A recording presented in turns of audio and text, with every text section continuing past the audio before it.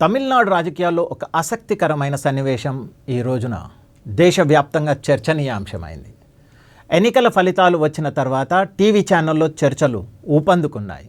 ఒక స్టూడియోలో రాజకీయ విశ్లేషకులు, జర్నలిస్టులు, నాయకులు కూర్చొని తమిళనాడు రాజకీయాల గురించి చర్చిస్తున్నారు. చర్చ మధ్యలో ఒక్కసారిగా యాంకర్ ఒక ఫోటోను స్క్రీన్పై చూపిస్తాడు.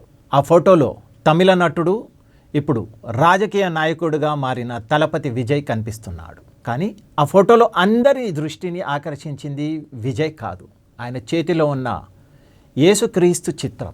యాంకర్ చిరునవ్వుతో అన్నాడు, ఇదిగో చూడండి, ఎన్నికల ప్రచారం సమయంలో కాదు, గెలిచిన తర్వాత తీసిన ఫోటో ఇది.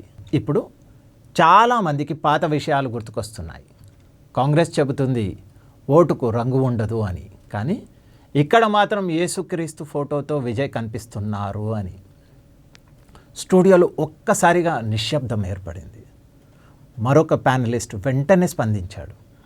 తమిళనాడులో క్రైస్తవులు 6.2%, ముస్లింలు 5.8%, ఈ రెండు వర్గాలు ఒకే దిశగా ఓటేస్తే ప్రభావం ఎంత ఉంటుందో అర్థం చేసుకోండి అని. కానీ హిందువులు 87% ఉన్నారు, అయినా వాళ్ళు ఒక్కటిగా ఓటేయరు. అంతలో ఇంకొకరు మాట్లాడారు, ఇది కమ్యూనల్ రాజకీయాలు కదా అని ప్రశ్నించారు.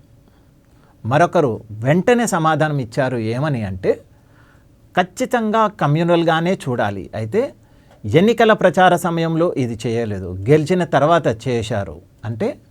అక్కడే చర్చ వేడెక్కింది. ఒక రాజకీయ విశ్లేషకుడు ఏమని అన్నాడు అంటే, చర్చ్ విజయ్ వెనక బలంగా నిలిచింది, అతన్ని రాజకీయాల్లో ఒక పెద్ద శక్తిగా నిలబెట్టాలని ప్రయత్నించింది, ఇప్పుడు అది సక్సెస్ కూడా అయ్యింది. ఆ మాటలతో స్టూడియోలో చర్చ మరింత ఉత్కంఠగా మారింది. అప్పుడే యాంకర్ మరో విషయం ప్రస్తావించాడు. నిన్న ఒక బీజేపీ అనుకూల వ్యక్తి ఈ ఫోటోను సోషల్ మీడియాలో వైరల్ చేస్తూ ఇలా రాశాడు, విజయ్ ముఖ్యమంత్రి అయితే తమిళనాడులో హిందుత్వానికి ద్వారం తెరుచుకుంటుంది అని. మాట విన్న వెంటనే ఒక ప్యానలిస్ట్ నవ్వుతూ అన్నాడు, అది సరైన వ్యాఖ్యే, నేను కూడా అంగీకరిస్తున్నాను అని. మరో వ్యక్తి వెంటనే మధ్యలోకి వచ్చాడు, అదే ప్రజాస్వామ్యం, ప్రతి ఒక్కరికి తమ అభిప్రాయం చెప్పే హక్కు ఉంది అని. కానీ చర్చ అక్కడితో ఆగలేదు. ఒక సీనియర్ విశ్లేషకుడు కొంచెం గంభీరంగా మాట్లాడడం ప్రారంభించాడు. ఇప్పటికీ సెక్యులరిజం అంటే ఏమిటో దేశంలో చాలామందికి సందేహం వస్తుంది అని. ఇఫ్తార్ పార్టీలకు వెళ్ళడం సెక్యులరిజం, కానీ నవరాత్రి పూజకు వెళ్తే విమర్శలు, గణపతి పూజకు ప్రధానమంత్రి వెళ్తే సమస్య.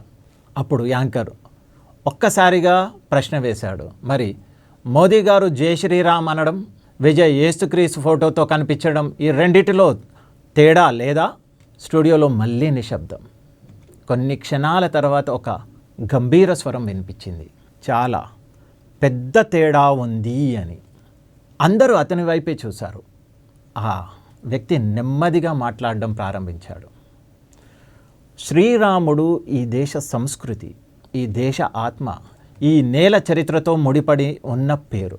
క్రైస్తవ మతం రాకముందు భారత్ ఉంది, ఇస్లాం రాకముందు భారత్ ఉంది, కానీ రాముడు లేకుండా భారత ఆత్మను ఊహించడం అసాధ్యం అని అన్నాడు. ఆ మాటలు స్టూడియోలో గంభీర వాతావరణాన్ని సృష్టించేశాయి.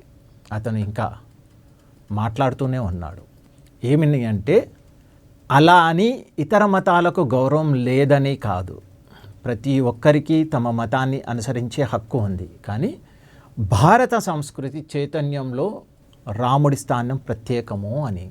స్టూడియోలో ఉన్నవాళ్ళు ఒక్కొక్కరు ఆలోచనలు పడిపోయారు. చర్చ ఇంకా కొనసాగుతూనే ఉంది, కానీ ఆ రోజు తమిళనాడు రాజకీయాల గురించి జరిగిన ఆ డిబేట్ దేశ రాజకీయాల్లో మతం, సంస్కృతి, సెక్యులరిజం గురించి ఒక పెద్ద ప్రశ్నను మళ్ళీ ముందుకు తీసుకొని వచ్చింది. దీనిపై మీ అభిప్రాయాన్ని కామెంట్ రూపంలో తెలియజేయండి. మరొక స్టోరీతో మళ్ళీ మీ ముందుకు వస్తాను.